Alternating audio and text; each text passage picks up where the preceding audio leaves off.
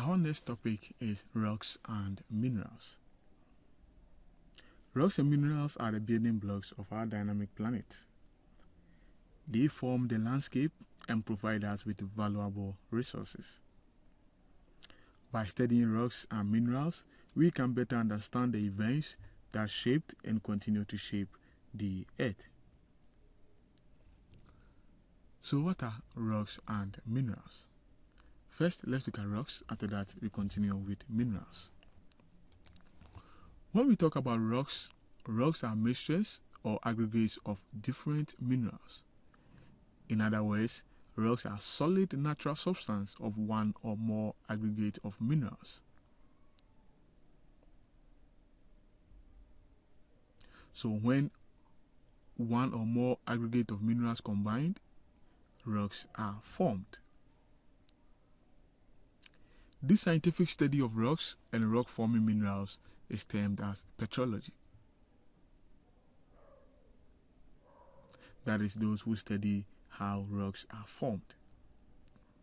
And sometimes others also study how the rocks look like. That is the physical characteristics of the rocks, and that is termed as lithology. People also determine the age of rocks, and what they use to determine that age of the rock is termed as radiocarbon dating. Now we know rocks, let us look at minerals. Minerals are naturally occurring chemical compounds that have been formed by geological processes. When we talk about compounds, we are talking about a mixture of two or more elements. And I hope you know your elements: hydrogen, oxygen, calcium, carbon, etc.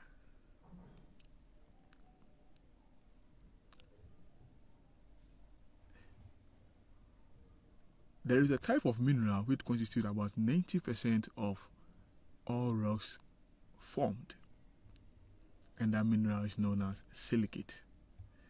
The silicate mineral is as a result of the combination of silicon and oxygen. Examples of silicate minerals include olivine, feldspar, mica, pyroxene, quartz, and amphibole. So almost in every rock that you take, you either have olivine, feldspar, mica, pyroxene, quartz, and amphibole.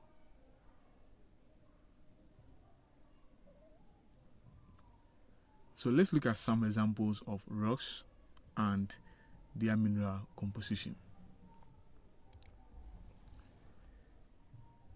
First, granite, which is formed from the slow crystallization of magma below the Earth's surface. This magma is composed of quartz, feldspar, and mica.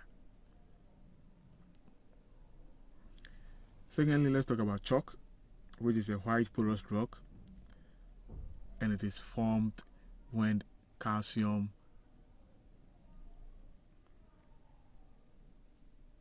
and carbon combine. So we have calcium carbonate, that is together they are called the calcite. Then finally we have the marble, and marble is also formed when calcium, carbon, and oxygen also combine.